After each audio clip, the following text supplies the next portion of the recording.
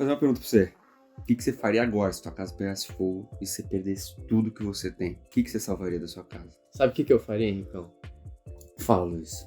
Entraria no YouTube, me inscreveria no canal do Antiplano e seguiria no Instagram. Caraca. Igual você vai fazer agora. E aí depois, não, agora eu vou embora, né? Mas é sobre isso que a gente vai falar hoje, né? Eu sou o Henrique, você é o Luiz. Nós somos o único canal de cultura do mundo, Exatamente. conhecido como Antiplano. Tamo aí. E é justamente sobre isso que a gente vai falar hoje. A gente vai falar sobre um quadrinho que vai abordar o que importa na vida. O perdeu tudo, tá morando debaixo da ponte. Exatamente, tá morando de aluguel. É uma das minhas HQs que eu li ano passado e se tornou uma das HQs que eu mais gostei, assim, da vida. Uhum.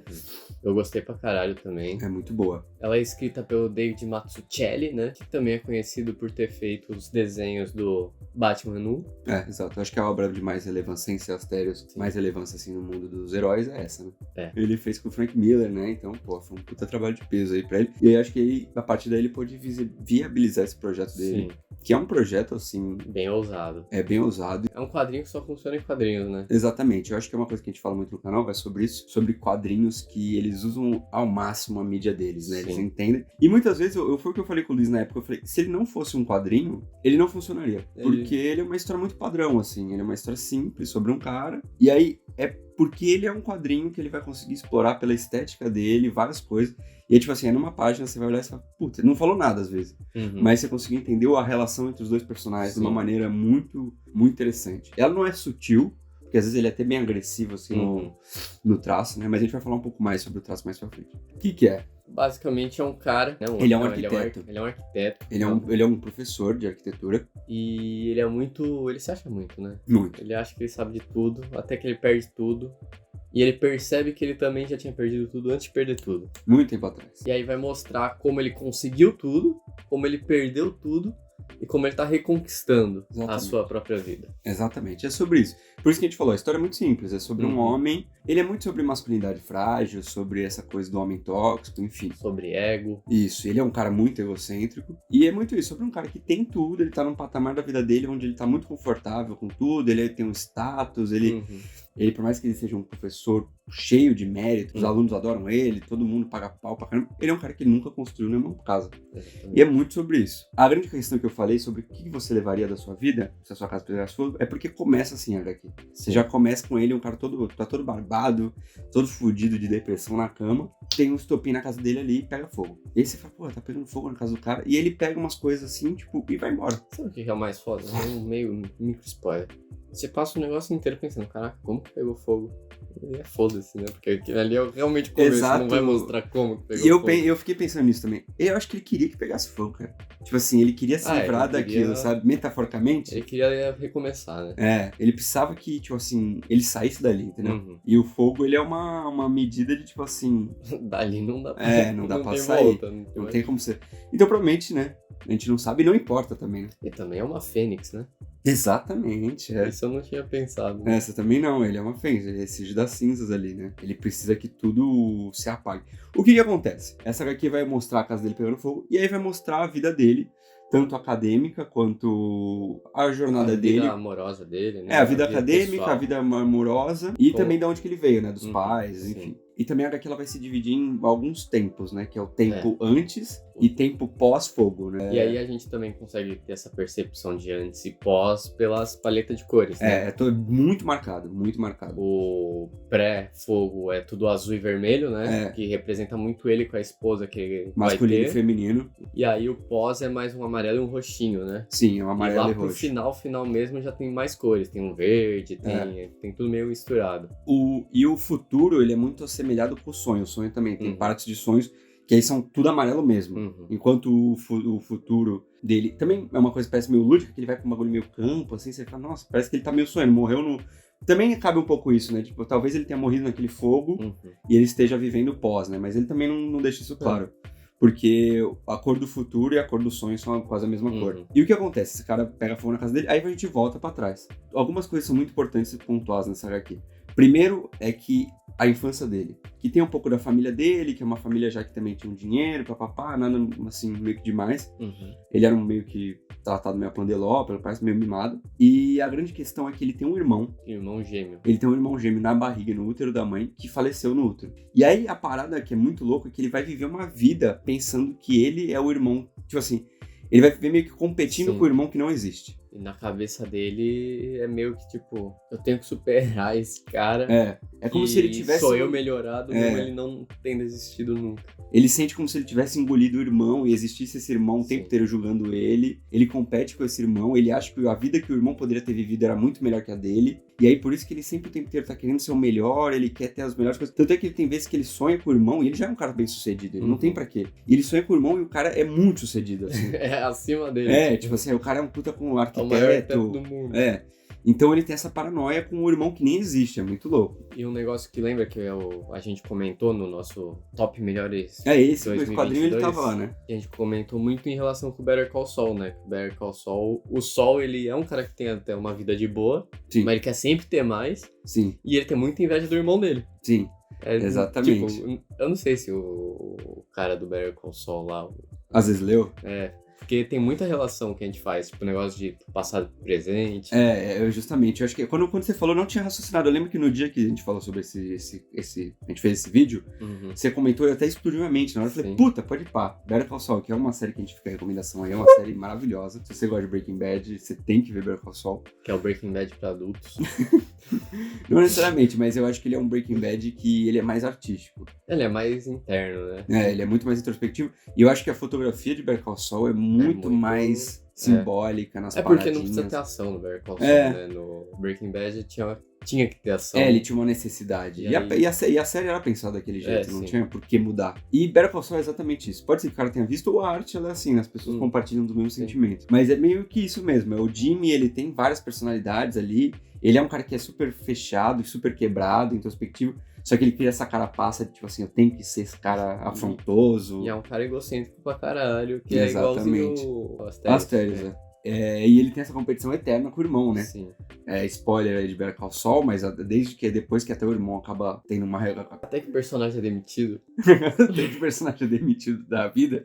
Ele continua uma constante com o irmão. Ele sempre tá ali querendo se provar que ele é mais que o irmão, que ele não é a figura que ele... Porque ele projeta o que o irmão acha dele, é muito louco, né? Enfim, voltando para Asterios, fica a recomendação, o Better Call Saul, é muito parecido mesmo. E aí ele vive nessa competição com o irmão, e aí você vai ter um outro elemento-chave que é a mulher dele, que ele conhece numa festa. Que é uma pessoa totalmente contrária dele. Exatamente. Enquanto ele é muito oposto. linear, muito racional, ela é mais tipo, tô pensando nisso, faz umas linhas soltas, né?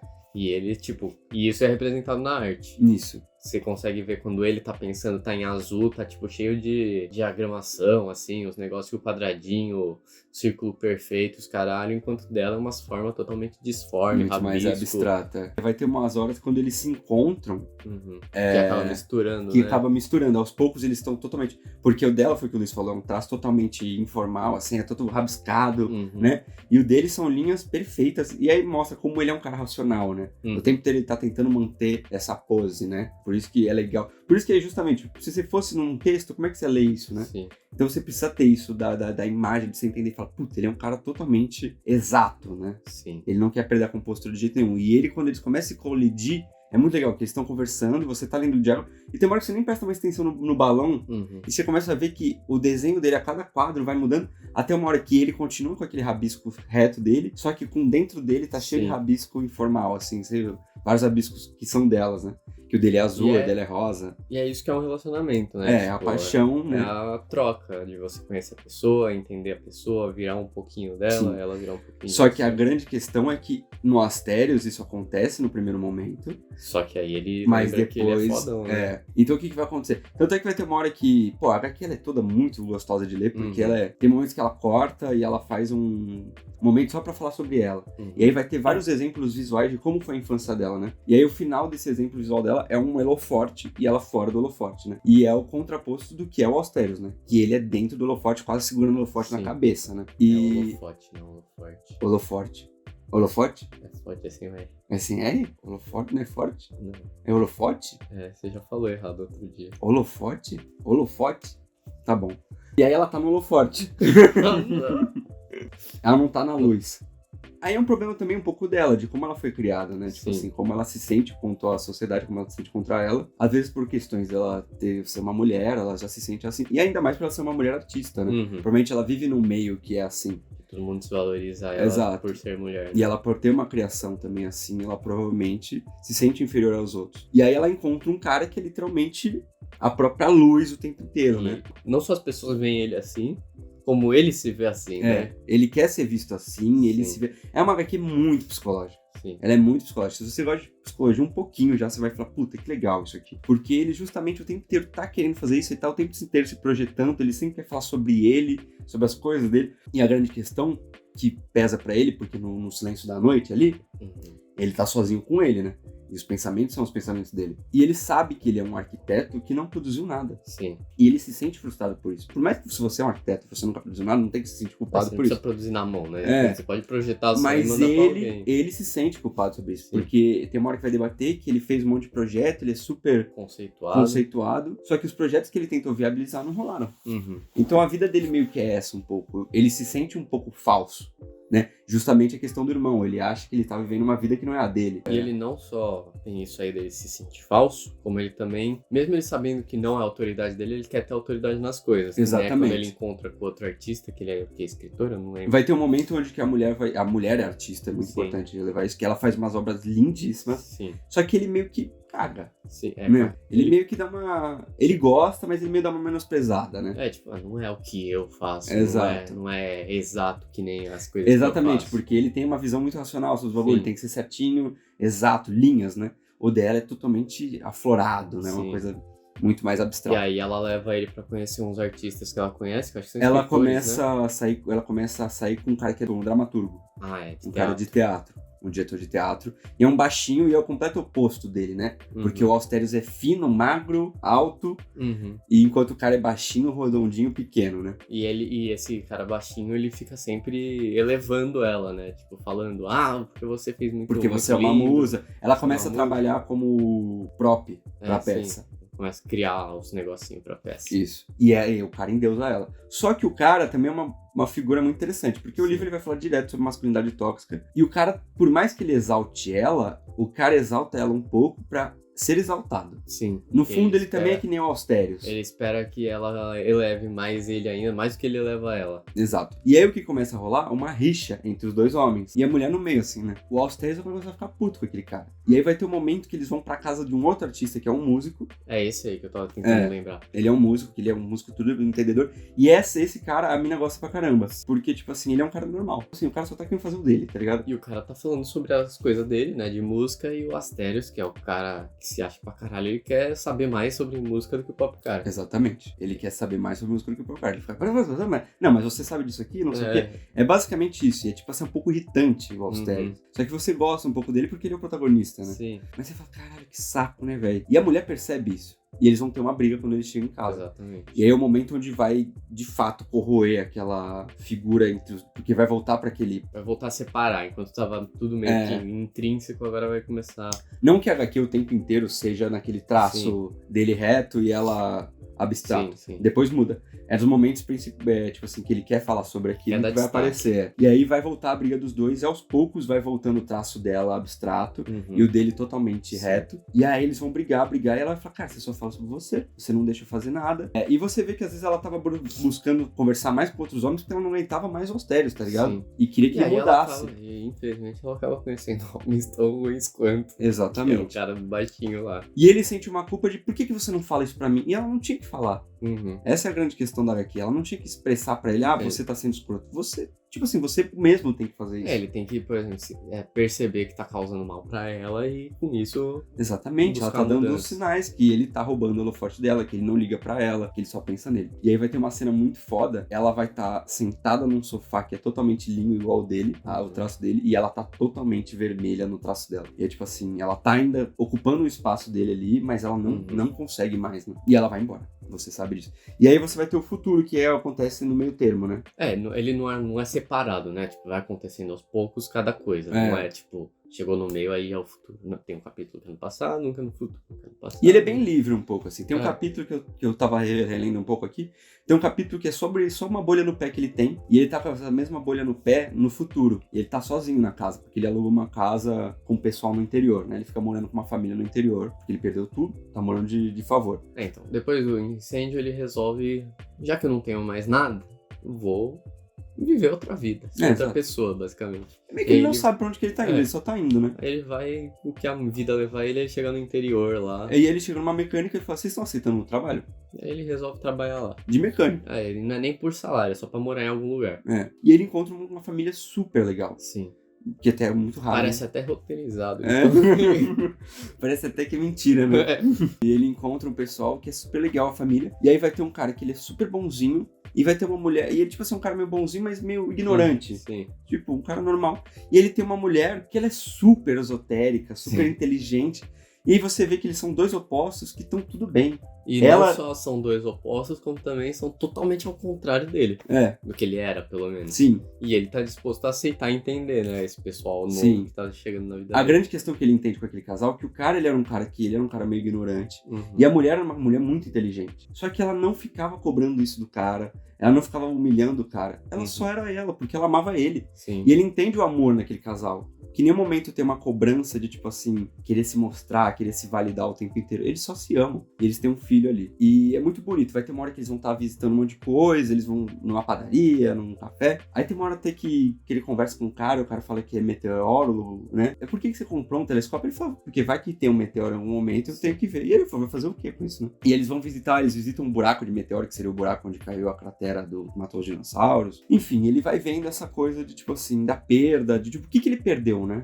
Por que ele não poderia estar vivendo que nem eles? E ele começa a dar valor pra ele e ele começa a perceber que naquele ambiente ele não tem que se mostrar, ele não tem que ser quem ele era, ele não tá competindo com ninguém. Sim. E aquele irmão lúdico que ele competia não existe mais. Ele nem pensa mais. Você falou que ele não tem que ser quem ele é, só que ele... Agora ele está sendo quem ele é.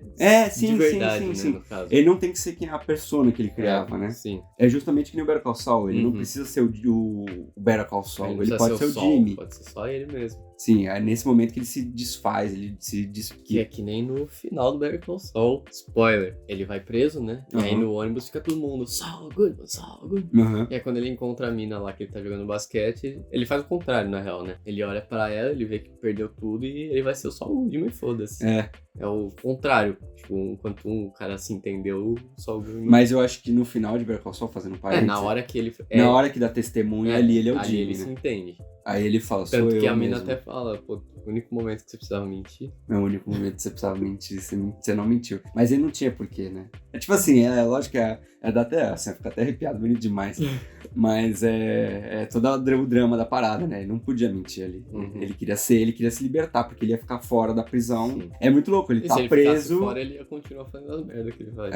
Ele tá preso e ele conseguiu se libertar. Ele vai virar o Better Call Saul pra aqueles caras, mas naquele olhar entre elas é ele mesmo, né? Naquele olhar é ele falando, fiz o que precisava. O último cigarro ali é a coisa mais linda. Aquela luz, nossa senhora. Enfim.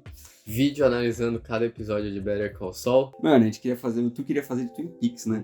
Um de cada episódio de Twin Peaks e um de cada capítulo do Incal. Mas enfim, é nesse momento que ele vai pra essa cidade, pra essa família, que ele começa a ver o que ele perdeu de fato, né? Porque até ele perder, ele não tem noção. Sim. Ele precisa viver o depois pra perceber o que ele perdeu. É que ele não precisava ser aquilo, né? E por que ele perdeu, justamente, né? O que ele perdeu, mas por que ele perdeu? Porque ele era quem ele era. E aí ele vai começar uma jornada de redenção. Isso ao longo do, né, passado, presente, sonhos. Vai ter os sonhos com irmãos, sonhos sobre perda, sobre sonho de família, sonhos sobre emprego, enfim, né? O que tá no inconsciente dele e como isso é manifestado no consciente dele. Além, porque ele é um cara super racional. Tem uma parte que eu falei, tentei que ter uns capítulos super foda-se, que eu tava vendo que ele tá com uma bolha no pé. Tanto é que todo capítulo tem um desenhozinho, né? E aí ele tá com uma bolha no pé, e aí começa ele, tipo assim, ele pequenininho na página em branco, ele na mesma posição, só que na casa nova. E aí a mesma posição dele de novo na outra página, na casa antiga, com a mesma dor no pé. E aí vai ter todo um monte de imagem fragmentada na página inteira, de vários momentos com ela. Tanto é que começa com o band-aid, e aí meio como se fosse uma memória, né? Ele vai lembrando dela, colocando tipo, pegando o band-aid pra ele, e aí vai vindo várias memórias dela. E aí vai vendo uma página cheia de memória, de quadrinhos pequenininhos. E é muito lindo isso, tipo, como é desenhado isso. E aí, tipo assim, é desde ela com enxaqueca, é dela bebendo com ele, ela no cinema, eles com relação sexual, eles papapá, ele cuidando dela, colocando cotonete, ela quando ela tava doente, vomitando, papapá. E aí vai tendo umas 3 páginas só disso, até o momento que vai diminuindo o band-aid, e ele sozinho de novo na casa agora, sem ninguém. E aí é esses momentos que você fala, puta que pariu. Porque não teve frase nenhuma ali, você entendeu o que era sobre memória, sobre o que ele tá perdendo, sobre toda a angústia que, tipo assim, o que ainda vive aqui dentro, entendeu? E é muito bonito. E aí o que vai acontecer? Ele vai começar nessa jornada de eleição. Ele vai começar a entender que ele precisa respeitar os outros, né? Que nem todo mundo tem que ser um cara com grandes pretensões, que se acha pra caralho, sabe de tudo. Você tem que ser uma pessoa boa, né? Ele resolveria todo esse quadrinho se no primeiro dia ele já tivesse sido um terapeuta, assim, já ia ter começado, mas ele não foi. E aí precisou perder tudo pra... Precisava ter sofrido um bullying também, de repente, né, na escola. Talvez. Ou ele sofreu muito até, né? Então, também não sei, às vezes pode ser um bagulho meio reprimido ali dele, que ele precisou virar um pavãozão, né? E aí ele vai inculcar na mente dele que, tipo assim, cara, eu errei com ela. Sim. Em nenhum momento eu pedi desculpa. Em nenhum momento eu não refleti sobre isso. E talvez eu esteja errado mesmo. Talvez eu esteja errado, não. Eu estou errado. Vou lá pedir desculpa. E ele... Aí que é um momento lindo pra mim. Ele viveu sempre nessa punhetagem de ser arquiteto e papapá, na glória, no luxo, enfim, né? Sobre na teoria. E ele nunca fez nada, que a gente falou. Sim. E aí vai ter um momento que a família, a criança da família, quer fazer uma casa na árvore. E aí ele... ajuda. Ele fala, lógico, nunca fiz nada, né, na vida. Justamente que nem a gente comentou. Ele sempre foi arquiteto de teoria, que sempre foi endeusado como um mestre acadêmico, blá, blá, blá, blá, e nunca fez nada. Ele tinha essa coisa dentro dele. Exatamente. E aí vai ter esse momento super lindo da HQ, onde ele vai falar, vamos fazer essa casa na árvore pra essa criança. E aí mostra ele se divertindo fazendo, ele entendendo que não adianta só ele pensar sempre no negócio mais bonito pra ganhar prêmio de revista, pra ganhar não sei o que lá. Às vezes você faz um negócio porque vai deixar alguém feliz, né? E ele percebe que a arquitetura, pra ele não desmerecendo a arquitetura, mas a arquitetura não é sobre linhas e formas pra fazer uma estética que não sei o que. É sobre conforto, é sobre lar, é sobre alguém estar ali dentro confortavelmente. Exatamente. É sobre quem mora ali dentro, é sobre família. E é sobre a casa que ele perdeu, é sobre tudo que ele tinha. Que nem eu falei, a questão do incêndio, é o que tinha naquela casa. A arquitetura não era sobre aquilo como eram as formas daquela casa, como era a fachada daquele relacionamento. E sim o que tem ali dentro, né? E o que tinha dentro do relacionamento dele, enfim. Você cabe várias camadas de metáfora. Sobre como ele tá fazendo uma casa pra uma criança se divertir, sobre essa criança que vai provavelmente ser um adulto um dia, e ele não quer que essa criança seja um adulto frustrado. Não quer que seja igual a ele. Exato. É sobre muitas coisas, até spoiler. E ele se sente grato por fazer parte daquilo, uma coisa tão pequena, num lugar que não tem ninguém vendo, porque ele vivia sobre royalties, sobre holofote, sobre coisas, tipo assim, todo mundo olhando pra ele, e ninguém tá olhando pra ele. Quem tá olhando pra ele é aquela família, aquela criança, e o que importa pra ele é isso. E aí é nesse momento que ele vira a chave e fala assim, eu mudei. E não eu mudei, eu sou uma pessoa melhor, agora ela vai me querer. É tipo assim, eu me sinto bem comigo mesmo. E eu preciso pedir uma desculpa pra ela. E aí ele reflete e fala, vou lá pedir desculpas. Falou, rapaziada. Valeu, vocês me ajudaram pra caralho, ó. Tchau. Falou. E aí ele vai e a família continua lá, né? Tipo, ele fez parte de um momento daquela família, ele ajudou aquela família, a família ajudou ele, enfim. E ele vai embora. E aí ele vai no inverno americano, né? Que vocês sabem que neva pra caralho, dependendo do lugar. E ela mora num lugar que neva pra caralho. Ele vai lá dirigindo o carrinho dele. E aí o carrinho até... E aí, como cinema... O carro dele para bem na frente da casa dela. Parece que foi escrito, né? Parece mentira. Deus escreve certo pelas minhas tortas. Eu não acreditaria se eu não estivesse olhando no papel, eu achar que é mentira. Se eu não estivesse vendo ali. E ele não soubesse que é um documento. E ele para todo fudido ali, né? Começa a pegar um resfriado fudido, porque ele tá assim, 500 mil abaixo de zero. Eu quero sair de uma fazendinha de regata pra ir pra um lugar. Uma geleira, basicamente. E aí, quando ele tá andando assim, todo fudido, você acha que ele vai morrer? A casa de quem tá lá? É da mulher dele. Aí ela tende a falar, tá. Você, ela olha e né? ela fala, ih, rapaz. Ah, não. Lá vem. Ela vem, né? Tipo assim, ela vem, puxa. E aí ela se confronta com a imagem de um novo homem, né? Exatamente. Um homem que não está competindo mais consigo mesmo, um homem que... não tá competindo com o irmão de mentirinha. Exato. E aí que vai ter uma grande quebra do quadrinho, que vai estar tudo colorido aí na casa dela. Porque, que nem a gente comentou, o HQ ela é azul e vermelho, rosa. E depois um roxinho com amarelo. Exato. E sonho é totalmente amarelo. Que nem eu falei que poderia ser até um sonho, essa segunda parte, né, e tal. E aí essa coisa do masculino e feminino, essa dualidade, tipo, quase dicotômica, tipo, é binário a parada. Tipo assim, homem e mulher, eu sou criado de um jeito, você é criado do outro. E ali quando ele entra naquela casa, é tipo... misturado, um monte de cor. E ele se sente aconchegado àquilo. Sim. Eu tô disposto a ver essas cores, né, agora. É como se ele não visse antes. E ele também vê as obras novas que ela fez, que tem muita influência dele, não é mais um negócio totalmente pirado, né? Agora tem umas linhas, assim, mais retas, um negócio mais racional. Mas e aí você vê as influências que ele teve na vida dela. O que eu penso também disso é como ele influenciou ela, mas ela também tinha os problemas dela. A gente acompanha, faço um paralelo um pouco com o Pum Pum. Como a gente acompanha a história do Pum Pum, em nenhum momento a gente acompanha a história da Aiko. Sim. E como a gente só sabe a vida dele, quando acontece a coisa com a Aiko, você fala, puta que pariu, ela também tinha problema. Tipo assim, puta, ela também era um ser humano. E aí é o que acontece aqui com o Asteris. A gente acompanha o tempo inteiro o Asteris e você percebe que ela também tinha os problemas dela. Exatamente. Ela também, às vezes, tinha as necessidades, os comportamentos possessivos que ela poderia ter. E ela também melhorou, ela também teve um momento de reflexão. Tanto é que ela tá vivendo naquele momento ali, que é super belo. E ela tá disposta a voltar para aquele relacionamento, porque ela vê que ele também mudou, né? E ela tem influência dele na arte, você vê isso na arte, no comportamento dela. E como eles se completavam, eles se amavam no final das contas, né? E eles voltam a se amar, né? Vai ter um momento muito bonito nesse último momento, é onde os balões de diálogo começam a cruzar a linhazinha que conecta na boca. Sim. Começa a cruzar, aos pouquinhos elas vão se encaixando, até uma hora que elas estão cruzando e até uma hora que o balão dele redondo e o balão dela quadrado são o mesmo, eles estão falando a mesma coisa. Uma coisa que eu queria comentar, quando eu li essa HQ a primeira vez, a gente não tinha nem o canal. E quando eu li, eu falei, cara, eu queria comentar sobre isso com alguém. É a única HQ que eu senti na minha vida que parece que existe tons de voz diferentes das pessoas. Porque cada pessoa tem um tipo de balão. Sim. Uma pessoa o balão é quadrado, outra pessoa o balão é mais redondo, outra pessoa o balão é mais todo torto. É muito legal isso, porque é uma necessidade de mostrar que cada indivíduo é um indivíduo, né? Cada pessoa é uma história, enfim. E aí eles estão se aproximando pra se dar um beijo. Meteorinho, ó. Exatamente. Cai literalmente um meteoro na casa dos caras, mano. E o que acontece? Eles morrem. Por que? Eles morrem. Não mostra o que acontece, mas você pode chegar à conclusão. Eles morrem. É uma representação dele se chocando com ela de novo. Exato.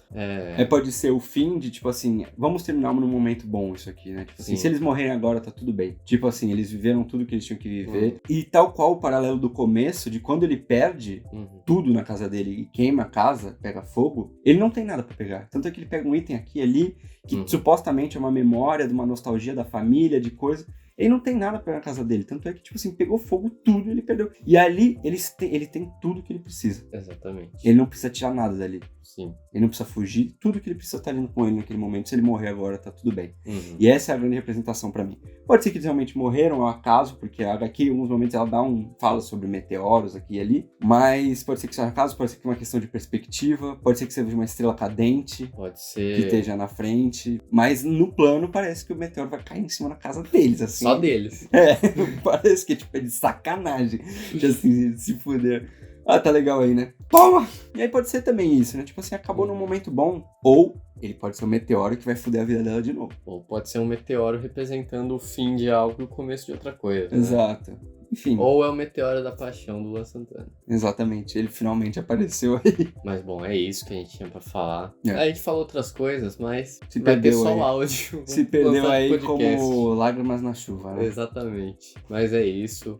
Se inscreve aqui, a gente tá quase chegando em 150 inscritos. Não deixa de se inscrever, exatamente. Se você gosta do canal, apoia aí, né? Passa pros seus amigos. Dá like, ativa o sininho. Segue a gente no Instagram, no Twitter, no Dá TikTok. essa força aí pra gente, o conteúdo ficou bem legal. Espero que você tenha gostado. Se você gostou de Asteris, comenta. Se você não leu, leia. Se você leu outra obra do Mazzucchelli sem ser o Batman... Eu não conheço nenhuma outra. Eu também não tenho certeza. Deixa aí, ó. E se você conhece alguma obra parecida também. Exatamente. Enfim, se você é quadrinista, envie o quadrinho pra gente. Se você é uma editora pequena, se você tem interesse em compartilhar seus livros. Ou se você é uma editora grande, mas falou, cara, com esses moleques Se você é uma editora grande e tem culhão... Duvido. Duvido. Se você é quadrinista, se você tá com a sua obra aí, se tá escrevendo algum projeto, enfim. Se você conhece algum quadrinista também, indica esse vídeo pra ele, fala assim, essa molecada é legal, eles fazem vídeo bacana, envia pra eles que a gente... Entra em contato com a gente no Instagram, a gente vai te responder.